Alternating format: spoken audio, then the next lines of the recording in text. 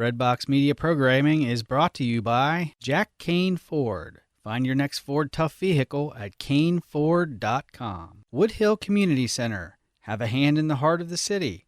Support their mission with your donations at woodhillcommunitycenter.org. Toyota on Nicholasville Superstore. Online consultants are standing by right now to help you find your next Toyota.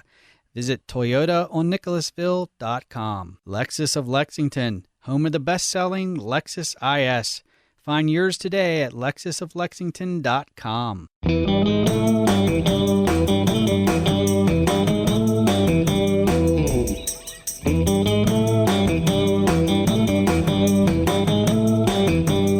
Well, welcome back, everybody, to another episode of Lisa, Hendey, and Friends. I am so psyched for today's guest and just honestly just super thrilled to have this conversation and then to be able to share it with you is an even greater blessing. But before I reveal who it is, unless you've already looked at your phone and you know who you're listening to, I want to just acknowledge, first of all, that we had a really sad situation occur as I'm recording this. Today is April 30th, and we are grieving today for several lives lost in Canada.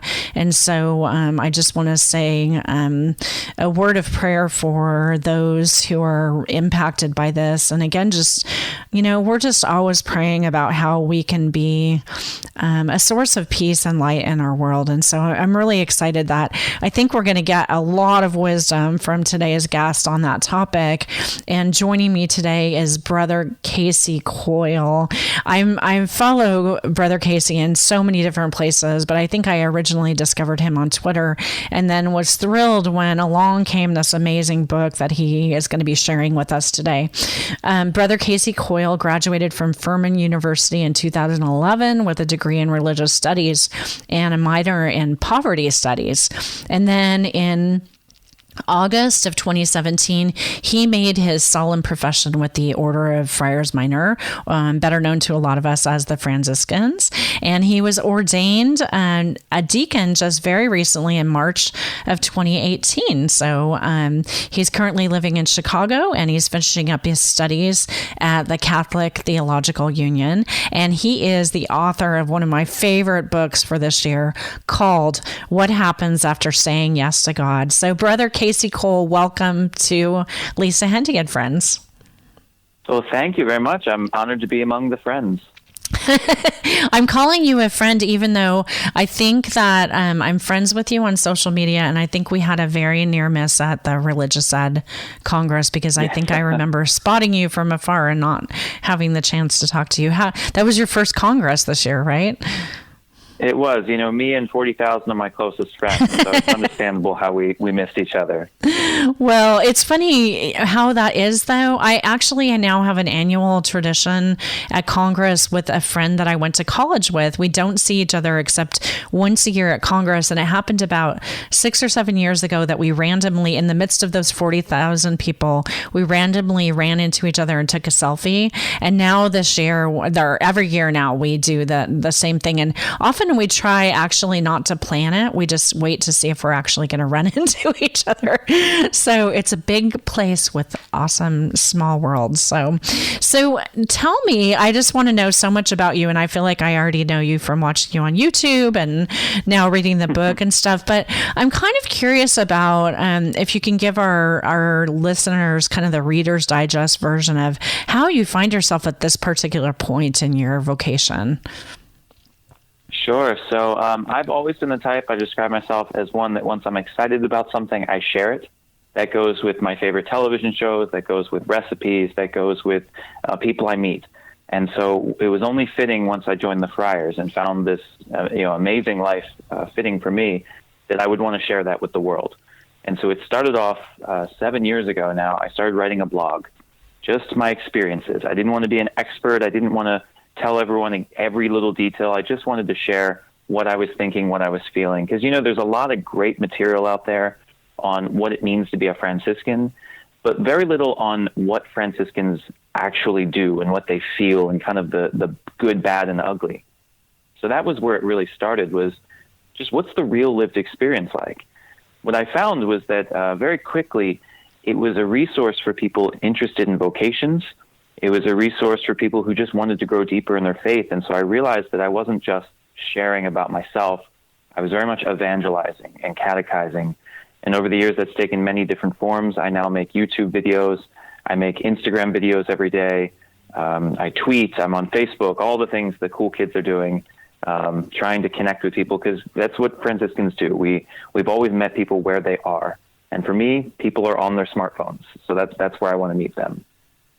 Absolutely. And it's interesting. I think one of the videos that I watched very recently on YouTube was called My Unexpected Journey with God, where you kind of talk about, how you got to that particular point. And I think I think you and I, even though we're separated by many years of age, I think we have some similar type A personality traits. I love that you began talking about kind of like how you were trying to get into the National Honor Society and how you could, get things that would look good on your application for college, and how that, actually in God's sense of humor led you to where you are right now. It's so it's always been my case. Yeah, and I think one of the things that really drew me to the book called, which I want to clarify up front for everybody, that while this is a book from a Franciscan friar, that called What Happens After Saying Yes to God is really for anyone at any point of life, because we're all called in different ways. And one of the things that Brother Casey does in this is to really help us to understand that this vocational calling is, kind of a lifelong mission, that we're never going to be, finished with our trying to discern our calling. And, I have to tell you, Brother Casey, that was like a really big relief to me, because even at I'm going to turn 55 in June, and I still feel like every day I'm trying to figure out my calling. So you're telling me I'm normal, right? Sure. No, and that's the reason chapter 1 is called Discernment Never Ends. And I think sometimes we get into this mindset that discernment is simply about answering a question. It's about, what am I going to do with my life? But really, I think the answer to the question is a daily one, that the only thing we're truly called to, and we're all called to it, is to be disciples of Jesus Christ. And so I think God the Father calls us not to be, teachers or plumbers or mothers or fathers or priests or religious. I mean, I think those are great ways to live that out. I think he simply calls us to be disciples of his Son. And that's not something you can ever accomplish completely. Each and every day presents its new ways of living that out. And that call is going to change throughout your life. You think you're finished until the next day. And so that's what I try to tell people. Wake up every day and ask yourself a simple question. What am I called to do today to be a disciple? Probably part of the reason I immediately was attracted to your book is because it has one of my favorite words in it, which is yes. I was lucky a couple years ago to write a book called The Grace of Yes. And so this is a theme that is really, it really speaks to my heart. And I'm curious about the process of taking blog reflections that you've written and then, melding them into this book, how you kind of came up with the thematic elements of the book, and then what it really was like for you as a writer and a blogger to go back and look at things that you'd written a couple of years ago with fresh eyes of where you are right now. Yeah, so it was quite an experience, and kind of the impetus of it was I was preparing for my solemn profession last year. So I talked with Franciscan Media about a year ahead and said that I would be reflecting on my 6 years as I discerned if this was a call for me.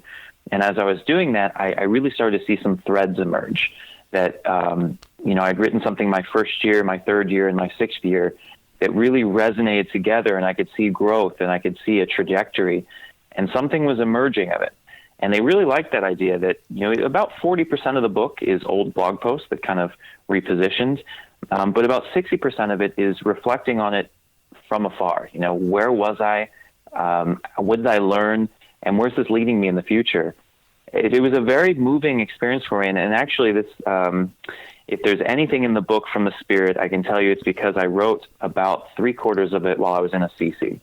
I did my solemn profession retreat, as a Franciscan over in Italy. And I just wrote about, a couple pages a day reflecting. And it just, for me, was a very blessed experience. Was that your first trip to Assisi? It was, yeah. What was it like to be there and to undertake that retreat in that particular setting? Well, it sort of changed my opinion on Francis, sort of a tongue-in-cheek thing. He says that you can find beauty in everything. Well, that's pretty easy to say in Assisi. It's one of the most beautiful places on earth, so anyone says that. But no, in reality, it was just wonderful to walk in the places that Francis walked. And one of the most moving experiences was to go to the basilica where he's buried and to see that around him in kind of a circle are 4 of his brothers. So even in death, the brothers were with him. And that was a very touching moment for me. Everywhere we went, we saw not just the footprints of Francis, but the footprints of the brothers, of the order, of the sisters, of all the holy men and women that walked with him. It really wasn't just about Francis. It was about the movement that is Franciscanism. Can you say a few words, Brother Casey, about you used the phrase a little while ago, solemn profession, and a lot of us are familiar with priests and deacons in our parish settings. The traditional path that we might know of a diocesan priest, but the call to religious life is even a little bit of a different call from that call to diocesan priesthood. So kind of explain the path that you're on and where that will ultimately lead, and how your yes was to religious life and to a community. Yeah, sure. So religious life, some examples would be Franciscans, Dominicans, Jesuits, the Paulists. There are these groups of men or women that decide to live a certain charism of the church, a certain gift, a certain spirit. They're organized not quite like the diocesan that are ordained toward a diocese. These organizations travel the world. They have a specific purpose, and so the Franciscans have a charism of living humbly. We're technically called the Order of Friars Minor, and so that means that we're supposed to be the lesser brothers, quite literally. That we're always supposed to be the servants. We also have a charism to preach. Whereas the Dominicans preach in such a way that they preach doctrine and defend the faith, we preach in ways that relate to the people in the streets. We're the popular preachers, the one who preach about our life and our experiences in a very relatable way. But in general, just religious communities are defined by some spirit that they live by.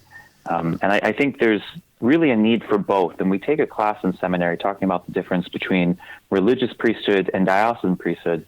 And we see a beauty and a gift to both. And so I think it's just one of the many ways the Holy Spirit has blessed our church. That's a beautiful answer. And I'm wondering, so as you continue along, and we know from your bio that you're continuing your studies now, so is there a next step for you in terms of your vocational calling? Yeah, so God willing, I'll be ordained to the presbyterate, to the priesthood, probably next June or July. We haven't set the date yet, but once I graduate, that'll be the next thing. Wow, that is really exciting. And am I correct that one of your brother Franciscans, Father Dan Horan, is he with you now at Catholic at the university that you're studying at? Okay, I thought he had recently shifted. So he's a over professor there. and a housemate. That's awesome. Well, tell him I said hi. Well. I can see that would be a really nice brother and a nice mentor to have too, because he's an amazing writer and a fantastic speaker. Absolutely. So yeah, that's great. So it's good to have the brothers. Absolutely. I know that I will never live alone. That's not my charism. We could do things more, I think, efficiently by ourselves. I could probably get a lot more work done individually. No one likes group projects, but there's something that's learned and grown when we're together. And I think that's a big part of the book. It's just sometimes we say yes to God and we want to just do the work.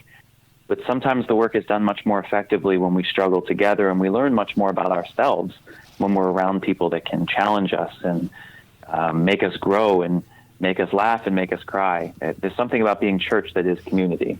I love that, especially as one who lives in a family. I can see a lot of wisdom there.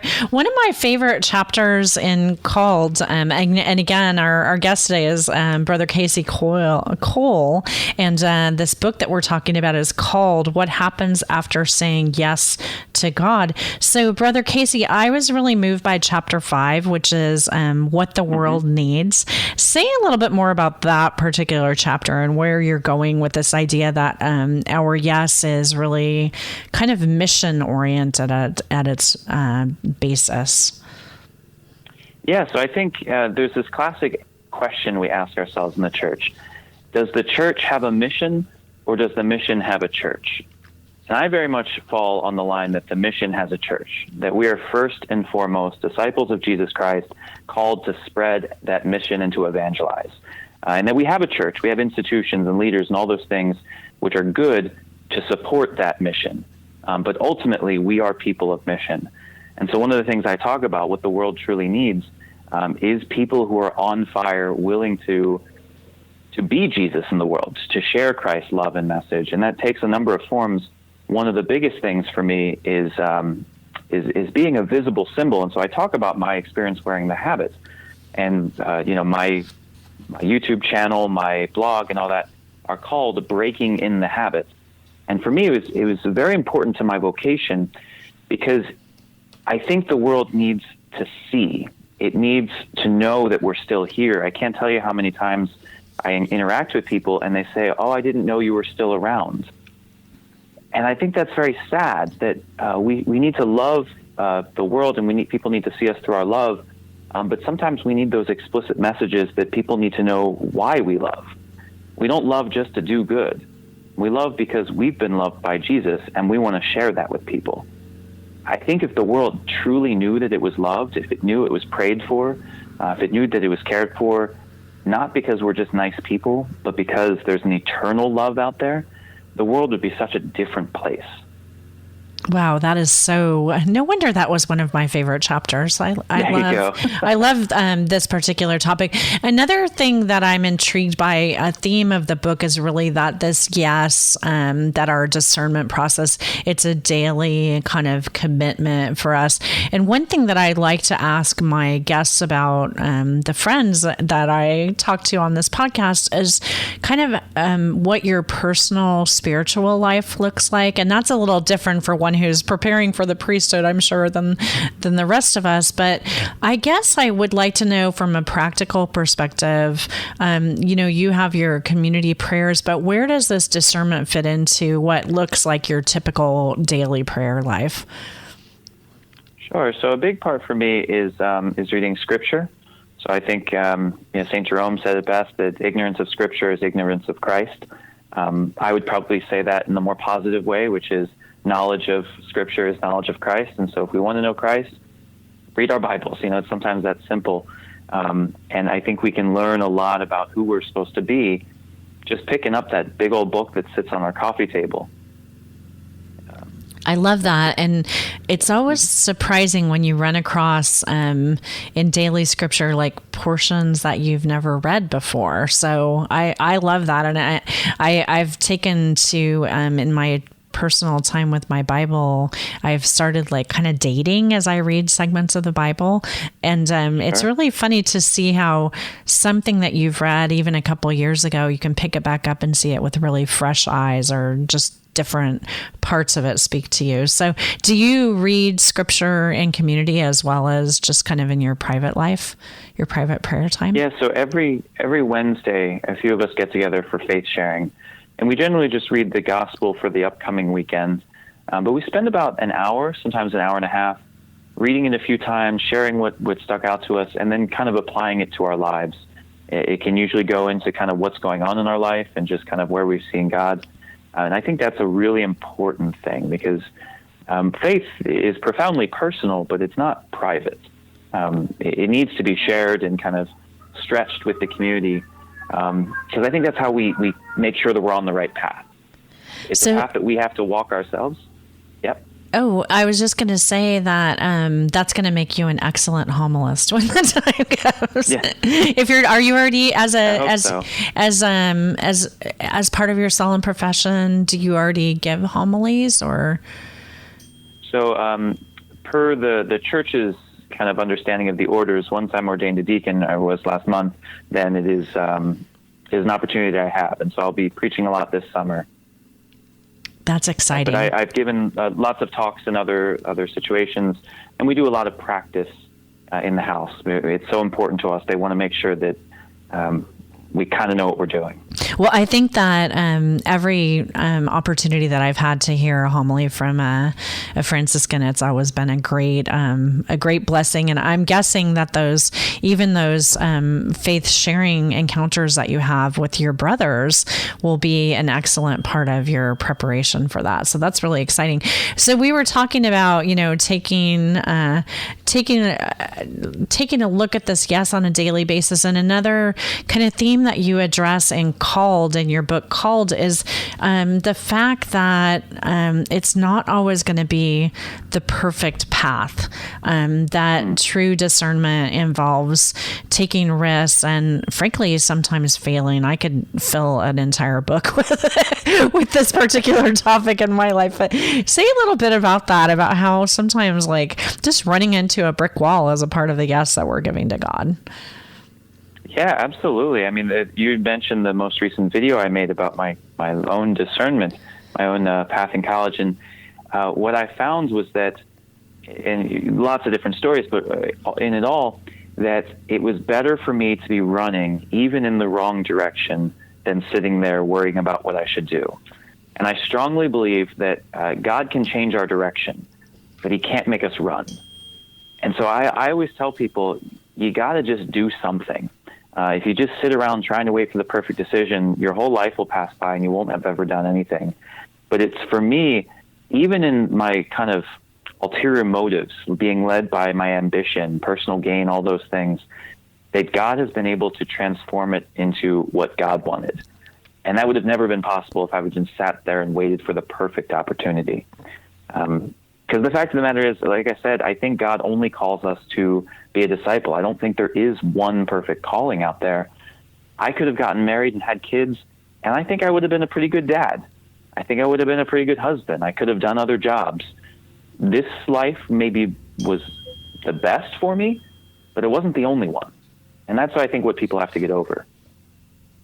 I love that. So in case you haven't already guessed, this book called What Happens After Saying Yes to God is one of my new favorites. And the author is Brother Casey Cole. I really want to recommend for you that you pick this book up and that you also consider sharing it. I think this is the kind of book that would make a great kind of like a book club or faith sharing exercise, because when you pick it up, you're gonna want to share this with other people. So definitely maybe just go ahead and buy 2 copies of it. How about that, Brother Casey? Is that Why not? A good idea? Yeah, share one with someone who's discerning.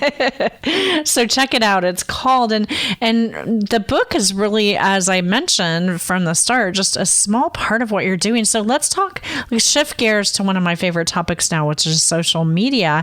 So how did that all get started, and where do you find yourself right now in terms of allocating your time and how you kind of effortlessly seem to be producing so much content in different places? Well, I just mentioned my personal ambition, and I can say that was absolutely not had nothing to do with this. I did not want to get involved with any of this. It sort of just happened. It started out as just writing a blog to keep in touch with people, and I realized that it was more than what I had created. And each step along the way, I was kind of self-conscious. I was kind of this idea of who would even want to watch me? Who would want to read me? Why do I think that I'm special enough? And it's been really the help of the brothers, helping me to identify gifts, helping me to identify a need for the mission, where I sat there one day, multiple times in my life, and said, the church should really do X. And then after a while, I just thought, well, who's going to do it? Maybe I should try to do it. That kind of aching feeling that I can only think came from God, where it just kept saying, well, you should do it. You should do it. So it led me to YouTube. ask me 5 years ago if you thought I would be on YouTube. Never a possibility. And I didn't have any backgrounds. I had no media training, no understanding of what I was doing, really. I just asked my house to buy me a camera, and I started offering reflections. I started learning along the way. And it's amazing what comes of it when you trust in God and trust that maybe there's something else that you don't know that's out there. It's been a wonderful gift, really. Well, you are a classic example of God equips the called. If you didn't start off with expertise, because it's not at all apparent in what you do. If you want to follow Brother Casey Cole on social media, there's a few places that I'd really recommend. So first of all, we've mentioned his blog a couple times, which is breakinginthehabit.org. On YouTube, he's Breaking in the Habit. And then on all the other platforms like Facebook, Twitter, and social media, he's Casey OFM for Orders of Friar Minor, right? Is that what the OFM is? Yep. And so Casey, CASEYOFM is where you can find him. And you're definitely going to want to follow him in all of those places. I'm really enjoying this new kind of Instagram approach that you're taking to doing sort of a daily short video. Are those a little less produced than the YouTube videos that you do? Yeah, absolutely. For the YouTube, I've got the cameras, I've got the lenses, I've got the audio equipment. I want to create things that capture beauty and capture art and don't just give information, but are good videos. The Instagram, I just want to hold up my cell phone and do something quickly, because sometimes quantity stretches more than quality. And so the basic thing with Instagram is you're allowed to post a 1-minute video. At 1 minute, it cuts off. So I try to answer questions or show little tidbits of my life in 1 minute, and we see what can happen. And I just, people send me questions. I offer prayer requests. I show where I'm going. I travel a lot. Show little parts of our fraternity. Anything that's going on in the day that would offer just a little glimpse into what saying yes looks like. I love that. And I think that you're also involving other people, which is just so fun and fun for them too, to be a part of creating this great work. And one thing that you told me in our preparation time is that you're anxious to help and encourage other people to use social media as kind of a new missionary frontier for the church. So I know that you do a lot of speaking and traveling. Have you spoken on that topic? Or are you kind of sharing some coaching in other communities or dioceses around the country? So certainly on a personal level, I encounter a lot of people looking for help, but it's certainly going to be the next step of the mission. The overall mission of Breaking in the Habit is empowering other people to do what took me a very long time to figure out. In reality, it's not that difficult. It takes time, certainly does that. But I would love to be able to share the things I learned so that people could pick it up so much faster. So offer them advice on what equipment to get. And often you don't need much. On how to create a mission. What is your mission? Trying to stick to that. How to engage people. What are the tips of the industry? I think that there are some good examples in our Catholic Church for sure. But I think we're also a few years behind. And this really is the frontier. Yeah, and interesting enough, I'm just reading a book with Robert Barron, his new one about evangelization, and the writer is talking. John Allen is talking a lot about Fulton Sheen and how he was ahead of his time, and then we kind of just rested on our laurels for a while and we didn't do anything, and now we're absolutely behind. And Bishop Barron being a good example of someone who's trying to answer that question, but he's one person. And frankly, he's not 25 years old. I think there are plenty of 25-year-old Catholics out there that could offer a great perspective, and I want to hear their voices. I want to empower them to be the next generation of the church.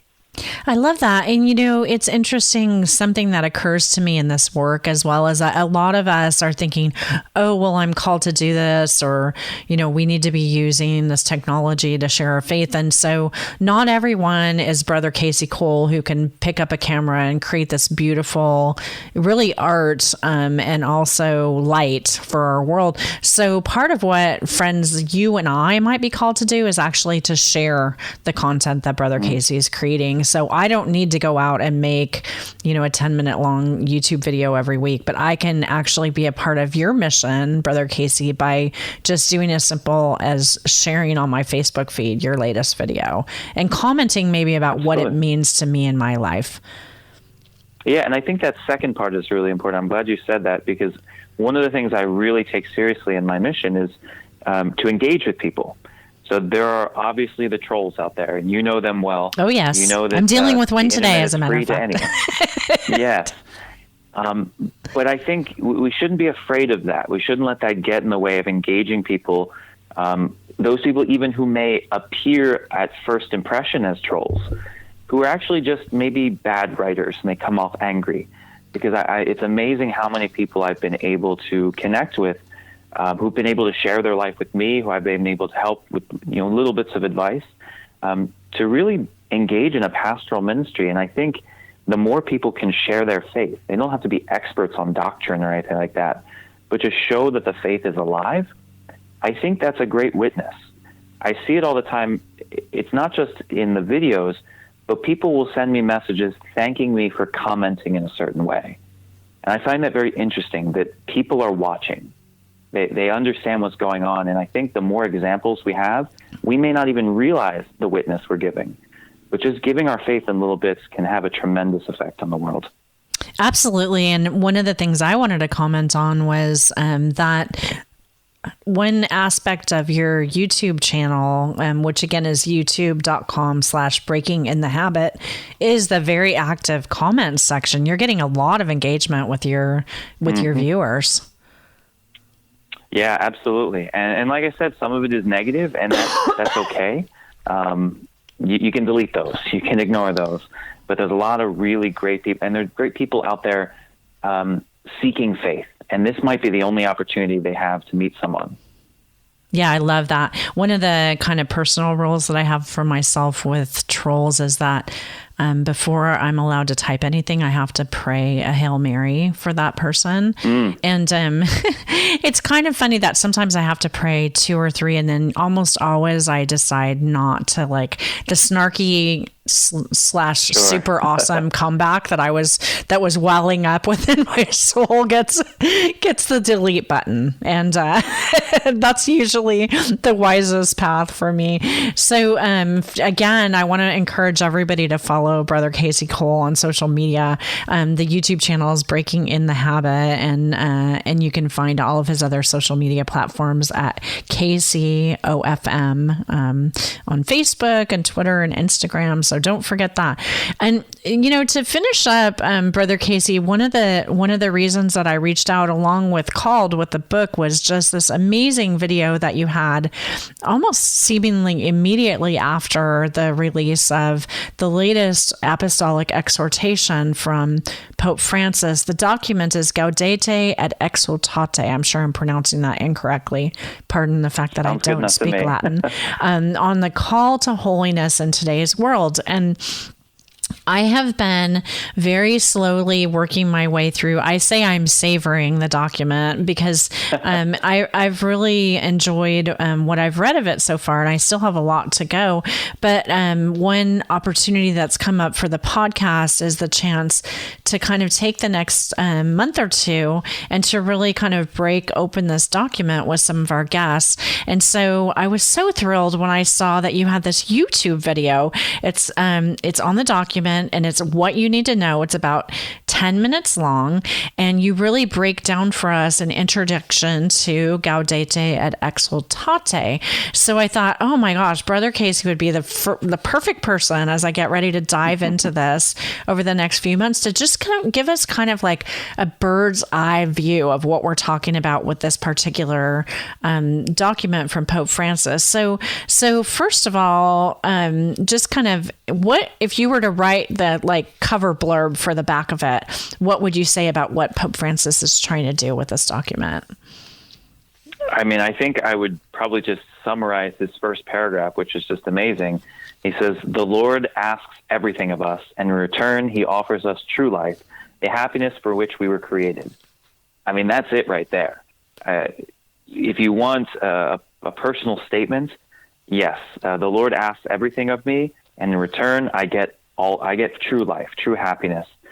Really what Pope Francis wants us to do, in the same way that he called us in Evangelii Gaudium, the joy of the gospel, a couple years ago, is to accept that Jesus Christ has touched our lives, has loved us in a way that we could have never been loved before, and to live with incredible joy. I mean, the name of this document is Rejoice and Be Glad. And what does that look like in the world?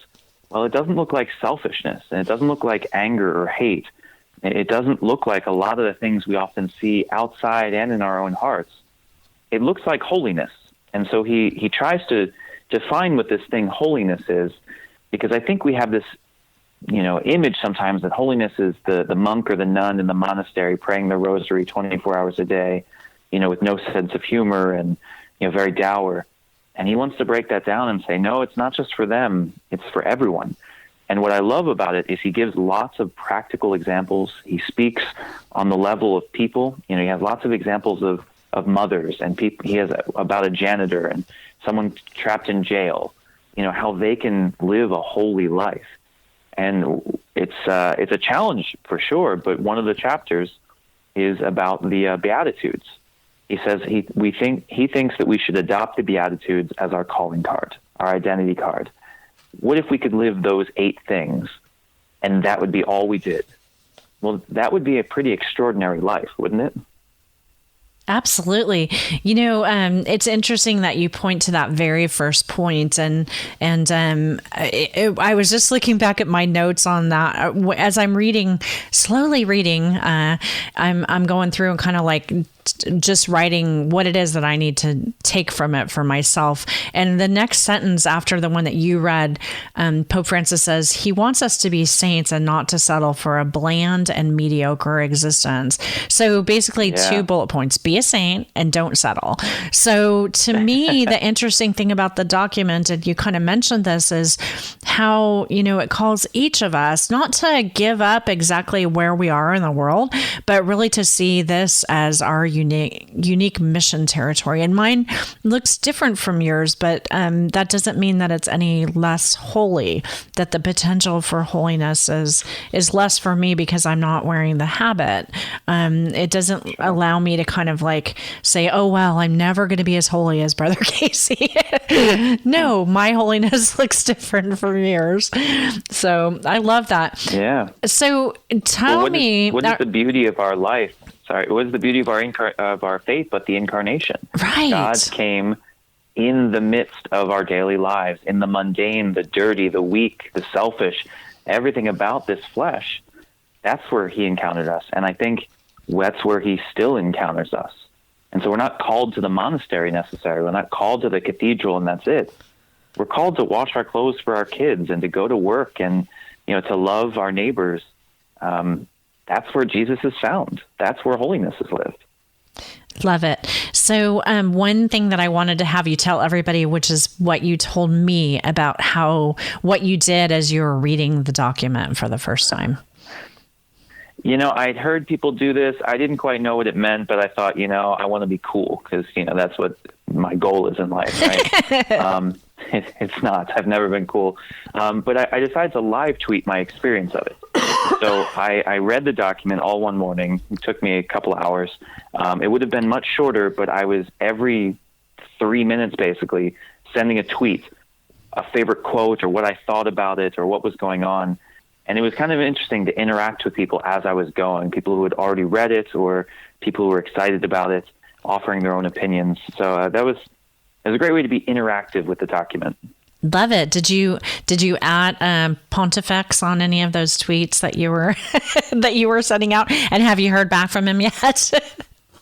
I think I did on one because there was. I wish I could find which tweet it was, but it was very closely tied to Called, my book. And so I thought, Pope Francis must have read my book, kind of a tongue in cheek. And so that was pretty funny. People like that. That's awesome. I think he said something about how discernment is a daily thing. It's not about answering the one big question. So I thought, that's good advice. He's been reading Called. That's awesome. Yeah. So did you happen to print out for yourself your tweets, or have you saved them all someplace that you can get at them easily? No. Okay, No, go back and do that. Okay. Make yourself a little PDF document. The editor in me is realizing you might want those easily at your fingertips someday. So that is funny. Yep. So that's my recommendation. And I want to be able to go back and find them. So again, this document is Gaudete et Exsultate. How do you pronounce it for me, Brother Casey? So I'll know how to say it. That was good for me. Gaudete et Exsultate. That sounds good. Okay. So, this particular document, the Apostolic Exhortation from Pope Francis, here on Lisa Hendey and Friends, in conversation with the USCCB and their communications office, we're going to be breaking down this document over probably the next few months. And so I want to say to my listeners that I'm actually looking for some folks who would be willing to volunteer to do this with me. So if you would like to take the homework assignment of reading a chapter of the Apostolic Exhortation and then just having really like a lighthearted conversation about what it means to you, please let me know because I'm looking for some volunteers. So when you listen to the podcast, if you're like, that's me, I'm the perfect person for that, then drop me an email. It's lisahendey@gmail.com and tell me that you'd like to talk about this document with me. Or if you have a recommendation of somebody that you think I should go after, because if I don't get volunteers, I'm going to do some voluntoolds and I'm going to go find some people and tell them that they have to talk about the document with me. So that's and Brother Casey, you read it in one day, right? Oh, it's easy. It's 47 pages. Anyone can do that. Anyone can do it. And I can even actually get you a free copy of a printed version of it. Although I will say that one of the great gifts of documents like these is that they're readily available as PDF documents on the Vatican website. So just as an added joy, I'll have a link in our show notes for you so that you can get started on reading it if you haven't already. And then definitely drop an email to lisahendey@gmail.com if you want to be a volunteer for this fun project. Do you feel like, Brother Casey, that reading the Apostolic Exhortation and kind of pondering it has changed your personal approach to holiness already? I wouldn't say change in any kind of dramatic sense. I would say reaffirmed for sure. And I think what it did was it called me back to focus on it again. I think it's great. That's the thing with apostolic exhortations is they're meant to encourage us. They're not necessarily meant to teach us. There's not necessarily new doctrine or anything particularly innovative. It's just kind of a helpful reminder saying, in today's world, here might be the way to do it. And I think Pope Francis does that as well as anyone. Love it. I love that. Well, Brother Casey, I know that you're a couple hours later than me, and so I'm going to let you get into, so you're currently a student, right? So I think you mentioned that you're just starting some new classes. So is the homework load pretty heavy these days? We're managing. It's good enough. What's your favorite class that you're taking this term? Well, I'm only taking 2 classes, and it only started today, so I haven't taken the next one yet. So by default, canon law is because it's the only one I've taken. Oh, that sounds the opposite of YouTube videos in terms of interest level. Yeah, so it is helpful to have for sure, but we'll see. There might be some nugget that comes up that we might make a video about, something people might find interesting. I can't wait for that. Well, I'll follow any YouTube video that you make, Brother Casey. Yeah. So thank you so much. So any kind of closing words for our listeners before we let you get back to community life? But no, I just appreciate being here, being called a friend. I think it's a great mission you have here, and I hope other people are inspired by your mission and my mission and all of the missions of Jesus Christ, that they'll take it up themselves. Terrific. Well, our guest again today has been Brother Casey Cole, and you can check out his awesome book called What Happens After Saying Yes to God. We'll have links in our show notes anywhere that you're listening to the podcast. Definitely want to recommend his website, breakinginthehabit.org. The YouTube channel, just do a a search for Breaking in the Habit, and definitely just go follow him everywhere at Casey OFM, and we'll have all his links in our show notes as well. Brother Casey, thank you so much. Honestly, I'm super grateful for your time tonight, but especially for your yes and for the many ways that you're serving our church and the world around you. Well, thank you very much. Well, friends, that's it for this week's show. Definitely do me a favor, if you would. If you're enjoying the podcast, leave us a review wherever you're listening, especially at iTunes. It would be really helpful. If you are not enjoying it and you have recommendations, or there's something that I can do to improve your listening experience, I want to hear that as well, either at iTunes or just drop me an email to lisahendey@gmail.com. Follow me on social media at Lisa Hendey. And I want to hear your ideas about what you'd like to hear in upcoming episodes, and especially anybody who wants to volunteer to say yes to reading this apostolic exhortation with me, drop me an email. Until next week, I wish you and yours all the best. Thanks so much for hanging out, friends. I'll see you next time. God bless.